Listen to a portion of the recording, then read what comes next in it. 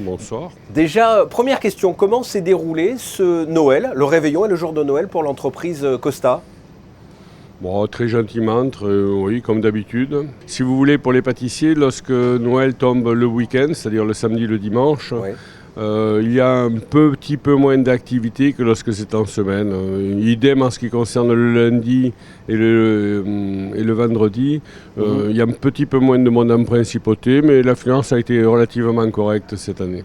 Quels sont les produits phares? Qu'est-ce qui se vend le plus pour les fêtes de Noël? La bûche traditionnelle, toutes sortes de bûches que l'on fait, crème au beurre, ainsi de suite. Après, beaucoup de petits plats, apéritifs, ainsi de suite. Beaucoup de saumon Bellevue, enfin un peu de traiteur, un peu voilà, les choses habituelles. Mais il n'y a rien d'exceptionnel en dehors de la bûche. Vous avez fait la moitié, puisqu'il reste le réveillon et le jour de l'an. Là aussi, j'imagine que c'est une grosse période pour vous. Alors, c'est pas la même production. Pour le réveillon, si vous voulez, nous on travaille sur le calendrier. Oui. Le calendrier, et puis le 1er janvier, on commence avec les gâteaux de roi et la frangipane. D'accord. Que représente, alors je ne sais pas si on va parler de chiffre d'affaires, ou que représente en tout cas les fêtes de fin d'année pour les boulangers-pâtissiers en règle générale? C'est la plus grosse période, ça représente quoi? Ça représente, oui, effectivement, une surproduction, mais c'est pas du simple au double. On va dire que ça représente 50% de plus de production. D'accord. Il y a bien sûr donc Noël et la nouvelle année. Vous avez parlé des galettes des rois, de l'épiphanie. L'épiphanie qui chez les boulangers, pâtissiers, commence tôt et finit assez tard finalement. Ça représente quelle période l'épiphanie? Alors, moi, en ce qui me concerne, c'est tout à fait personnel, parce que je suis très traditionnaliste.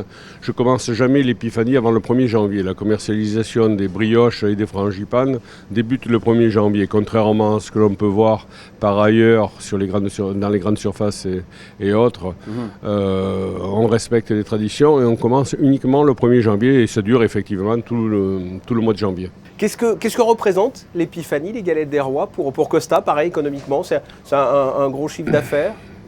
Oui, alors là, c'est un très gros chiffre d'affaires, c'est très intéressant, mais il faut savoir qu'il y a des coûts inhérents à la production, en sachant que cette année, malheureusement, nous sommes confrontés à de réels problèmes économiques. Oui.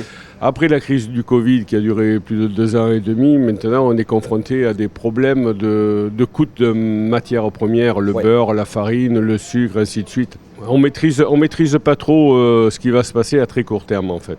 Et en termes de volume, en règle générale, vous avez des chiffres sur, je ne sais pas, les tonnes de pâtes, de farine qu'il faut pour l'épiphanie? Vous avez déjà calculé ça? Je fais plus de 3 tonnes de pâtes dans le mois.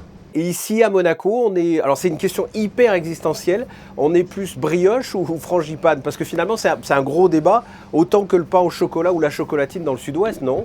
Non, la brioche l'emporte très largement sur la frangipane. D'accord, c'est la brioche c'est la tradition du Sud, si vous voulez. La brioche, surtout, nous avons une réputation un petit peu particulière. Moi, j'ai la recette de papa. Oui. On travaille avec des pourcentages de beurre énormes, de raisins, de raisins qui sont macérés pendant des semaines dans du rhum, ainsi de suite, des fruits confits. C'est toute une procédure qui est très longue. On râpe, si vous voulez, dans chaque pétrin, je mets entre 80 et 120 en fonction de la taille, citron du pays non traité. Enfin bon, c'est une grosse tradition et cette tradition, bien, je la respecte. Voilà. Et la brioche l'emporte au la main. Pour finir, vous avez un partenariat avec Monaco Aide et Présence. Pouvez-vous nous en parler? Oui, sans problème. Si vous voulez, chaque année, on essaye de faire un thème avec les fèves qui soit ludique ou pédagogique. Et cette année, j'ai voulu que ce soit au profit de MAP. MAP qui est Monaco Aide et Présence, et des dons, si vous voulez, 100% des dons qui sont effectués à MAP vont à l'action. Et j'ai des affinités un peu particulières avec certains missionnaires que j'ai aidés de par le passé, notamment à Madagascar avec le Père Noé. Enfin, l'action de MAP est très étendue à travers le monde et pour les enfants, et c'est pour moi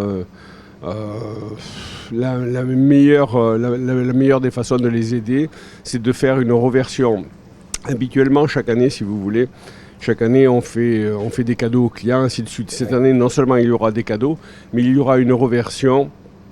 Alors je ne sais pas encore le chiffre, ce sera en fonction des ventes, mais ce sera une reversion entre 10 000 et 15 000 euros, certainement, qui vont aller aux actions de MAP. Avec des fèves particulières cette année du coup? Ah oui, ce sont des fèves particulières. En fait, ce sont des reproductions de photos des actions de MAP à travers le monde. Et ces fèves sont réalisées par les fèves de Clamecy. C'est la plus grande faïencerie de France, artisanale bien sûr. Et ça fait une vingtaine d'années que je travaille avec eux et ils me donnent une satisfaction absolument fantastique. Très bien, Marc Costa, merci d'avoir répondu à mes questions et je vous souhaite bien sûr de passer de bonnes fêtes. Ok, merci beaucoup, bonne fête à vous tous. Merci.